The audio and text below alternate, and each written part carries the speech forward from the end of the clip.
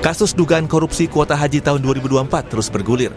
Pejabat Kementerian Agama, seperti Menteri Agama 2020-2024 Yakut Khalil Qomas, Dirjen Penyelenggaraan Haji dan Umrah Kemenak Hilman Latif, hingga pendakwah Khalid Basalamah sudah diperiksa KPK. Mereka di luar sejumlah orang yang juga sudah diperiksa, termasuk ratusan biro perjalanan haji yang diduga terlibat. Meski sudah naik penyidikan sejak 9 Agustus lalu dan juga diumumkan penghitungan awal kerugian negara sebesar 1 triliun rupiah, KPK belum menetapkan tersangka. KPK juga menyebut 400 travel haji diduga terlibat. Puluhan saksi sudah diperiksa, termasuk pengurus Asosiasi Penyelenggara Haji dan Umroh serta pejabat BPKH. Belum adanya tersangka di kasus ini membuat pengurus besar Nahdlatul Ulama atau PBNU mendatangi KPK. Perwakilan PBNU berharap KPK segera menetapkan tersangka kasus dugaan korupsi pembagian kuota haji karena menjadi isu liar yang muncul atas perkara yang sudah pada tahap penyidikan ini. Rilis-rilis ataupun penjelasan-penjelasan KPK jangan sampai menyentuh kepada institusi-institusi yang sebetulnya tidak semuanya itu terlibat.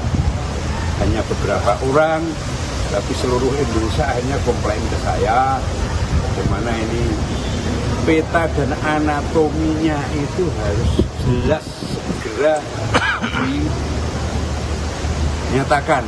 Sampai saya tadi menuntut limitnya kapan. Sementara itu menanggapi kedatangan PBNU ke KPK, kuasa hukum mantan Menteri Agama Yakut Khalil Qomas, Melissa Anggraini bilang KPK harus objektif dalam menetapkan tersangka kasus dugaan korupsi kuota haji dan tidak bisa dilakukan atas dorongan pihak manapun. Terkait permintaan penetapan tersangka yang disampaikan oleh pihak yang mengaku mewakili PBNU di KPK kemarin, tentu pada prinsipnya kami menghormati. Namun kita juga mempertanyakan bagaimana kapasitasnya dalam mengatasnamakan PBNU. Jangan sampai organisasi sebesar PBNU ini diklaim sepihak oleh orang-orang dengan agenda tertentu. Terkait dengan penetapan tersangka, itu tidak bisa dilaksanakan atau dilakukan hanya karena ada dorongan dari pihak manapun. Itu murni didasarkan kepada fakta dan alat bukti yang cukup. Sebelumnya, KPK membantah adanya campur tangan pihak istana yang membuat lembaga anti rasuah itu belum juga menetapkan tersangka dalam kasus dugaan korupsi kuota tambahan haji. Juru bicara KPK Budi Prasetyo bilang proses penyidikan masih berjalan dengan terus melakukan pemanggilan saksi-saksi. Kami pastikan bahwa proses penyidikan perkara terkait dengan kuota haji ini masih terus berproses di KPK. Jadi KPK juga masih terus melakukan pemanggilan terhadap para saksi ataupun pihak-pihak lain yang diduga mengetahui konstruksi perkara ini, dan tentu setiap keterangan dari para saksi yang dipanggil akan membantu KPK untuk membuat terang perkara ini. Publik ini menunggu bagaimana KPK membuat kasus kuota haji tambahan tahun 2024 terang benderang, termasuk apakah nantinya KPK akan benar-benar menetapkan tersangka dalam kasus ini. Tim Liputan Kompas TV.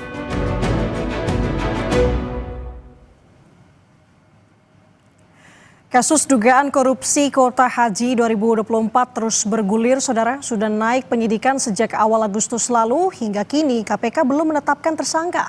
Padahal sudah memeriksa berbagai pihak, hingga menghitung dugaan kerugian negara hingga 1 triliun rupiah, menggeledah dan menyita dokumen hingga mencekal beberapa orang termasuk Menteri Agama 2020-2024 Yakut Khalil Qomas. KPK pun sempat mendapatkan kritikan dugaan intervensi pihak luar dalam kasus kuota haji ini, saudara. Lalu bagaimana memaknai perjalanan kasus ini? Kita akan ulas bersama dengan penyidik KPK 2013-2021, Mas Yudi Purnomo, yang hadir bersama kami, bersama dengan sambungan daring dan juga di studio Kompas TV. Bersama dengan saya saat ini, Mbak Melissa Anggraini selaku kuasa hukum dari Menteri Agama 2020-2024 Yakut Khalil Qomas. Selamat pagi Mas Yudi, Mbak Melissa.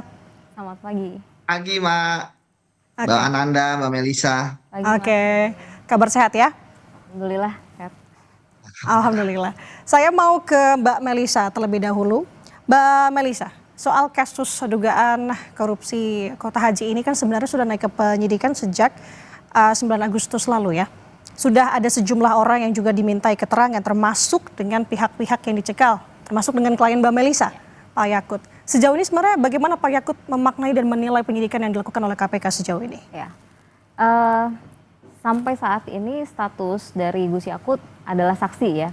Dan beliau memang sangat menghormati proses hukum yang berjalan.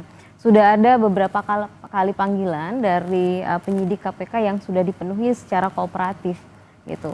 Sehingga beliau tentu saja akan terus kooperatif memberikan keterangan terkait dengan kebijakan yang selalu disampaikan dalam pengambilan kebijakan pada saat menjabat sebagai Kementerian Agama. Terkait pihak-pihak yang sudah dipanggil sepanjang proses penyidikan ini, kami melihat KPK sepertinya tidak gegabah ya. Dia terus memanggil berbagai pihak untuk mengumpulkan informasi agar menjadi terang perkara ini. Sehingga kita terus mendorong upaya yang dilakukan oleh KPK sampai saat ini. Oke, Mbak Melisa, KPK kan menilai sebenarnya kasus dugaan korupsi kuota haji ini kan berasal dari pembagian kuota yang 20.000 kota dari pemerintah Arab Saudi.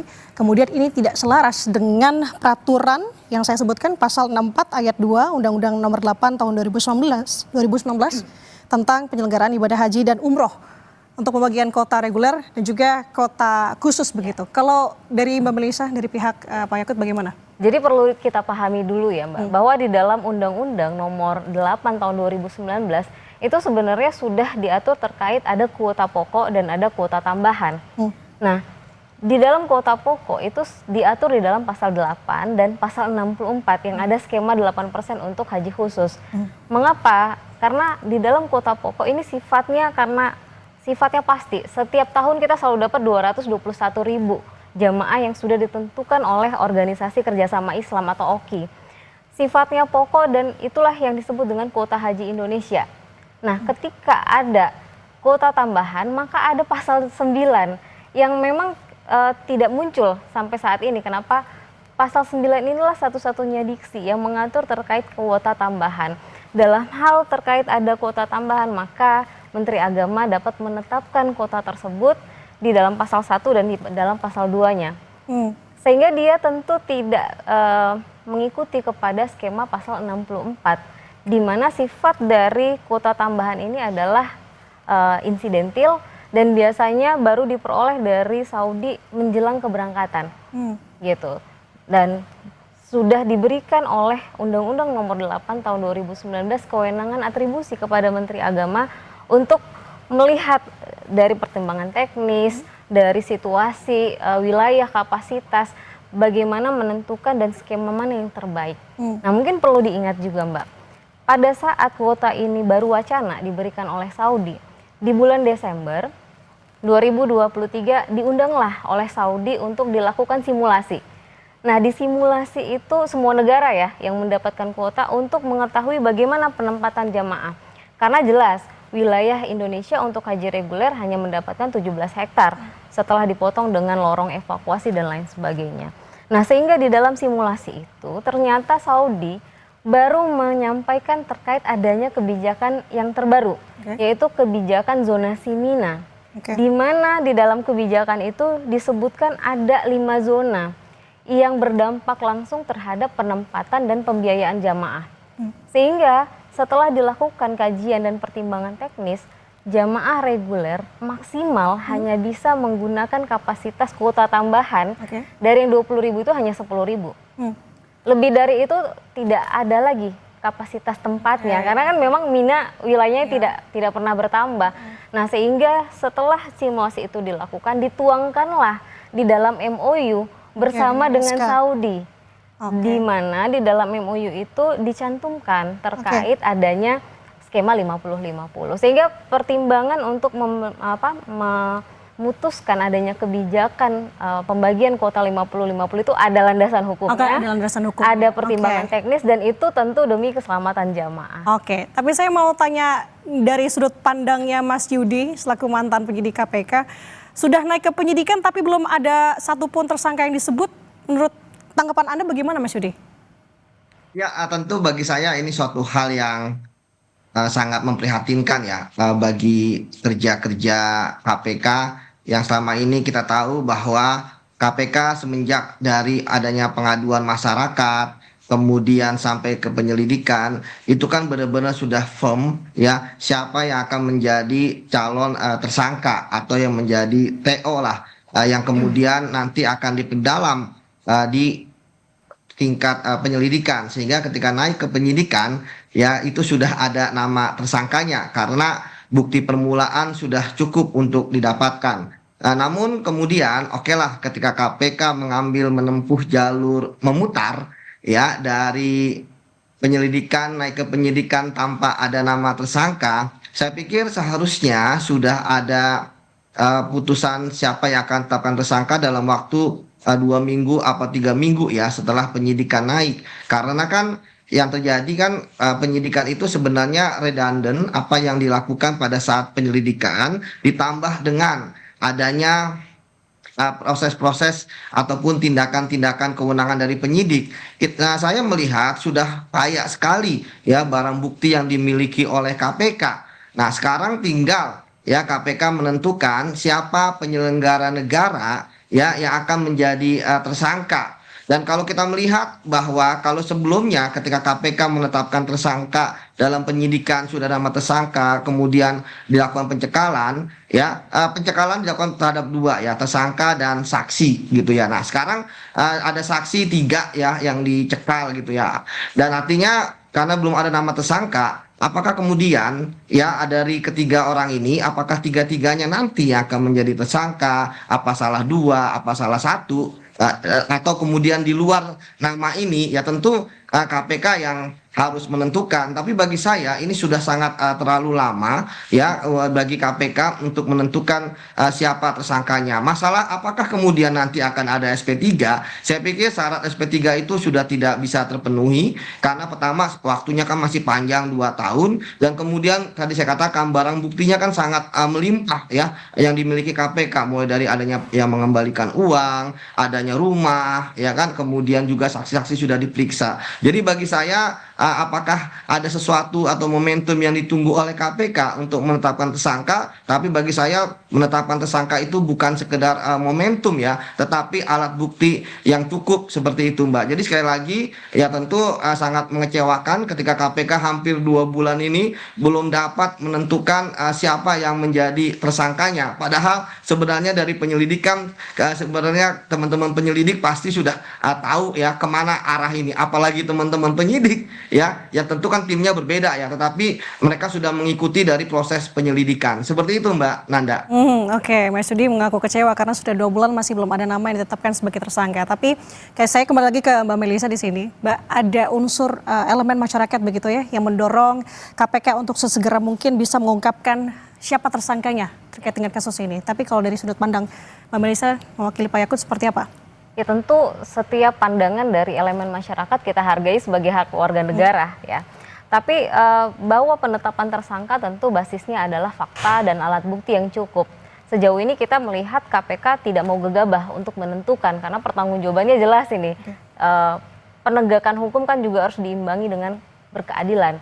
Ya sehingga penggalian fakta yang cukup komprehensif yang dilakukan oleh KPK itu mungkin dalam rangka memenuhi unsur-unsur yang harus ada, sehingga penekanan atau dorongan dari elemen masyarakat itu tidak bisa mengganggu independensi dari KPK itu sendiri.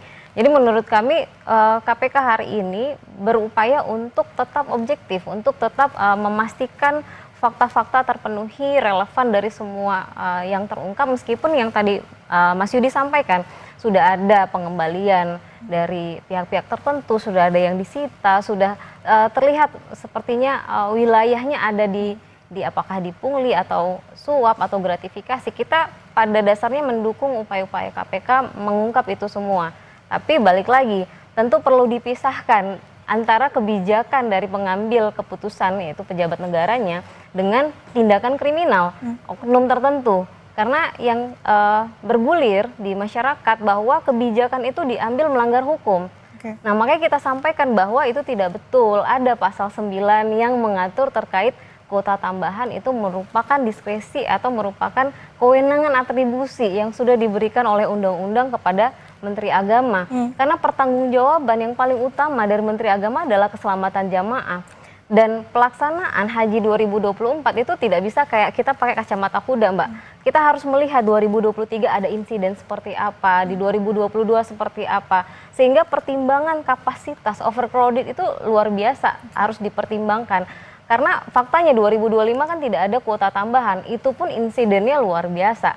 Jadi kita jangan hanya berpikir jumlah jamaah yang diberangkatkan, karena yang diberangkatkan bukan kopernya, Mbak, tapi nyawanya gitu. Jadi tugas utama Kementerian Agama adalah memastikan faktanya kapasitas terpenuhi terhadap kuota tambahan 10.000 loh. Ada jamaah yang berangkat yang semestinya belum masuk ke dalam antrian 2024 berangkat dengan kuota tambahan. Mengapa hanya 10.000? Karena memang hanya segitu yang yang cukup untuk memastikan perlindungan dan keselamatan jamaah. Oke, saya tangkap bahwa jangan terburu-buru. Tapi kalau dari sudut pandang Anda, Mas Yudi, saya ke Mas Yudi lagi. Kalau melihat KPK menyusun konstruksi kasus ini sehingga ditemukan dugaan pidana korupsi sampai dengan kerugian negara, seperti apa? Ya, ini memang sangat menarik ya, bahwa KPK tidak menerapkan pasal gratifikasi, KPK tidak menerapkan pasal suap menyuap, KPK tidak menerapkan pasal pemerasan, tetapi KPK menerapkan pasal 2 ayat 1 dan pasal 3 terkait dengan kerugian keuangan negara yang diduga mengakibatkan kerugian keuangan negara di atas 1 triliun. Artinya apa? Artinya KPK pertama menganggap bahwa kuota tambahan tersebut merupakan fasilitas negara. Segala macam penyalahgunaan terkait dengan aturan, kemudian juga jual beli dan sebagainya, ya itu termasuk dalam kerugian keuangan negara. Itu yang pertama. Kemudian yang kedua, maka KPK dalam hal ini tentu sekali lagi bahwa KPK hanya bisa menetapkan tersangka di awal, itu harus ada penyelenggara negaranya. Nah, ketika ada penyelenggara negara tentu tidak banyak di Kementerian Agama penyelenggara negara. Ada misalnya menteri, wakil menteri, pejabat eselon 1, staf sus gitu kemudian pejabat lainnya yang disetarakan dengan penyelenggara negara. Artinya ini sebenarnya sangat-sangat sedikit ruangnya. Kemudian yang menarik adalah bagaimana terkait tadi kewenangan. Di dalam pasal 2 ayat 1 dan pasal 3 itu memang ada yang namanya kewenangan, di mana tadi sebenarnya sudah dijelaskan oleh Mbak Melisa terkait dengan tanggapan-tanggapan terkait dengan misalnya perbuatan Menteri Agama yang kemudian dijabarkan seperti itu. Nah, tapi sekali lagi saya mungkin melihat bahwa ketika KPK kemudian menaikkan pasal 2 ayat 1 pasal 3, tentu KPK juga mempunyai argumentasi sendiri terkait dengan apakah boleh 50-50 misalnya. Kemudian juga terkait dengan bagaimana. Jadi saya pikir memang ini sangat pelik kasusnya, tetapi sangat sederhana untuk mengungkapnya, karena bagi saya KPK tentu sudah mendapatkan hulunya, kemudian hilirnya juga sudah diungkap, tetapi sekarang bagaimana tersangkanya ini yang belum didapatkan. Bagi saya sebenarnya 2 alat bukti yang cukup bagi KPK sebenarnya sudah didapatkan. Tapi sekali lagi ada pertanyaan di benak saya, apakah memang menunggu momentum? Karena memang kalau kita bicara mengenai KPK menetapkan status tersangka, ini kan kita bukan hanya bicara mengenai KUHP bahwa penyidikan nanti di akhir gitu penetapan tersangkanya, tapi kita juga bicara mengenai undang-undang KPK bahwa di awal seharusnya KPK sudah menetapkan tersangkanya. Oke, itu jadi pertanyaan bersama sebenarnya, apakah ini menjadi menunggu momentum. Saya mau kembali lagi ke Mbak Melisa. Sebenarnya harapan dari Pak Yakut melihat kasus ini berjalan proses penyidikan saat ini sampai dengan selaku sebagai mantan pejabat publik begitu. Singkat saja, Mbak. Baik, mungkin menanggapi sedikit tadi tentang kerugian negaranya Mas Yudi, bahwa kita pun juga masih menunggu terkait dengan kerugian negara itu hitungan yang pastinya seperti apa. Karena faktanya pada tahun 2023 hitungan dari BPK sendiri, hasil audit BPK sendiri, ada dana efisiensi sebesar 601 miliar terkait dengan penyelenggaraan haji 2024. Nah, itu yang kita masih tunggu karena terlihat masih berubah-ubah gitu apakah dari ini dihitungnya ataukah dari itu, karena faktanya kan jamaah bayar full terkait dengan pembiayaan, apalagi haji khusus mereka bayar full gitu. Jadi kalau ada keuntungan, apakah itu menjadi kerugian negara? Nah, kemudian pandangan dan harapan dari Gus Yakut, tentu proses hukum ini berjalan memegang prinsip keadilan, transparansi, kemudian berbasis dengan fakta, terbebas dari tekanan politik tentunya, sehingga masyarakat betul-betul diberikan kebenaran bukan hanya framing negatif ya dari kasus ini, karena kami paham juga bahwa ini adalah kasus yang cukup sensitif, tetapi kita ingin kebenaran itu tersajikan utuh dengan proses-proses hukum yang berkeadilan dan transparan. Oke, itu menjadi harapan bersama tentunya ya. Terima kasih atas waktunya sudah bersama dengan kami, kuasa hukum dari Yakut Khalil Qomas selaku Menteri Agama 2020-2023, 2024, Mbak Melisa Anggraini. Dan bersama kami tadi melalui sambungan daring Mas Yudi Purnomo, masih bergabung bersama kami. Terima kasih Mas Yudi, Mbak Melisa, sehat selalu. Terima kasih.